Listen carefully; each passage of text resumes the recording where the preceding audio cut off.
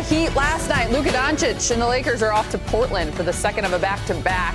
Luka may be out again tonight, but the Lakers are rolling. They won 5 of the last 6 games and are averaging nearly 120 per game. We're getting you set for the Lakers and Trailblazers, tipping off in 1 hour.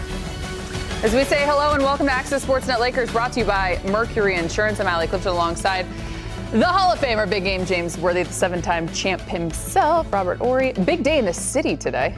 We're going to get to all that as well. Exciting times. That celebration was amazing. Yeah, it's something you may know about. 10 rings combined here on the desk. It's exciting. 7. Wrong.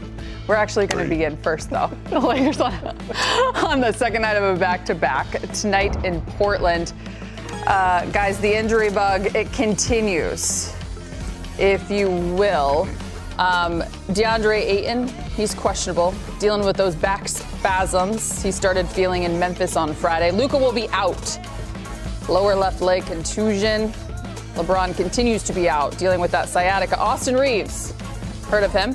He is also out tonight, dealing with right groin soreness, as well as Gabe Vincent, that has that left ankle sprain.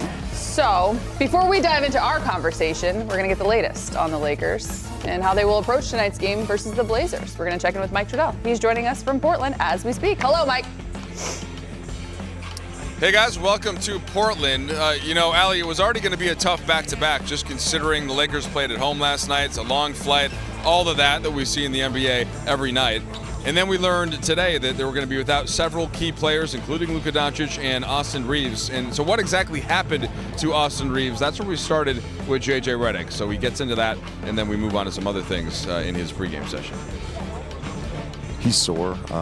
Hopefully we'll get a little bit more information tomorrow. It did happen during the game sometime in the first quarter, he said, and he played through it. I guess it's been like this, right, for pretty much every game so far this season, maybe more tonight than others, and so it feels like asking the same kind of a question, but what's the focus on a team that you just played, all the ball pressure, and not having a lot of your ball handlers tonight? Yeah, we've got to do a better job of taking care of the basketball and, at the very least, getting a shot up. I think the effort offense, which we're trending in the right direction with that. It's been a difference maker for us. I think the effort offense is going to be important again tonight. And defensively, it's a similar game to last night. They don't kind of run the same dribble drive offense as Miami, but the intent of what they're trying to do offensively is very, very similar. And so got to get back, got to set our shell, got to be physical with our square to reds. We did not do a good job of that in the first game against Portland, and then need to box out and get the rebound. If we can do that, then we can go play offense against an unset defense. But it's going to be ball handling by committee tonight, and then we'll run something. All right, so you heard JJ talk about a couple of key pieces of focus for the Lakers as they try to find some way to get a win against Portland despite all of their primary ball handlers being out, except maybe for Marcus Smart. So maybe we'll see a little bit more Jake LaRavia. I'm sure we'll see a lot of Bronny James and Dalton Knecht off the bench. But Allie, uphill fight for sure with no Austin, no Luka on top of LeBron and Gabe Vincent all being out. You have your kicks with you, though, Mike, right? You can suit up. I don't think that is going to help the team a lot, but I am available to do my typical job. I'm going to try to do that well. That's all that matters. Thanks so much, Mike. We appreciate it. You guys were just kind of having this conversation, if you will, just the injuries and the amount of guys that are out. At the end of the day, when you look at it from a standpoint, I guess, the Lakers keeping the big picture in mind, the workloads for guys like Luka and Austin in particular. They are finishing a stretch of, this would be the 6th game in 9 days, so you can make some sense of it. Well, I know that if there are like nagging injuries, contusions and things of that nature, sore groins, you don't want to push it. Rob will explain his theory that we talked about, but I think that, you just don't want to take a chance. It has been, like you said, 6 out of 9, and it's early, and I'm just assuming they just want to be safe and not push it, in a back-to-back game. And the groin that JJ just mentioned, Austin tweaked in the first quarter last night, but played through.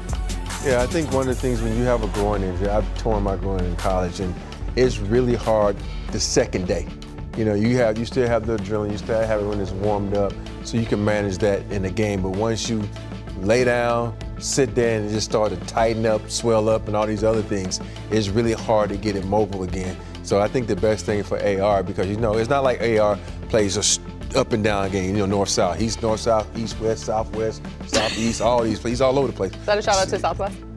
No. No, we're not united like that. But we just, we go up and down.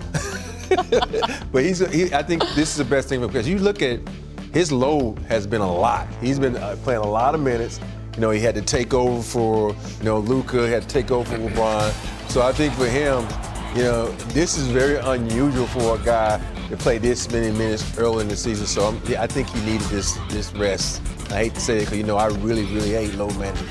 Yeah, you do. And I don't think anyone can disagree with that. Having said that, we talked about it last week, big game, because unfortunately, even though we're 7 games in, this is not anything new for the Lakers here early on. Because as JJ will tell you, it's still another opportunity. Next man up. It has to be, guys have to really, do their jobs better and try not to do, more. Guys like Hayes going to have to step up. Jake LaRavia has proven it'll be a little bit more focus on them defensively without Luka and without Reeves and without Gabe. So it'll be interesting to see how they connect defensively and, try to get some excitement on that side of the court. Maybe get some steals, turnovers, get some easier buckets and make it easier on themselves. But they will have a leader out there. And Marcus Smart, he's known for stepping up in all situations. But knowing that the team is without, 4 or 5 players, he will play a key role in how he verbalizes and how he, establish that aggressiveness on both ends of the floor. I think for me, it's going to boil down to a group effort.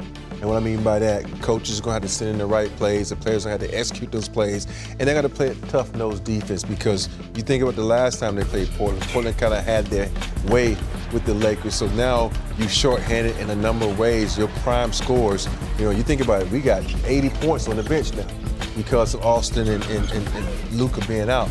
So this is going to take a prime effort, and this is going to be team effort, pass the ball, move the ball.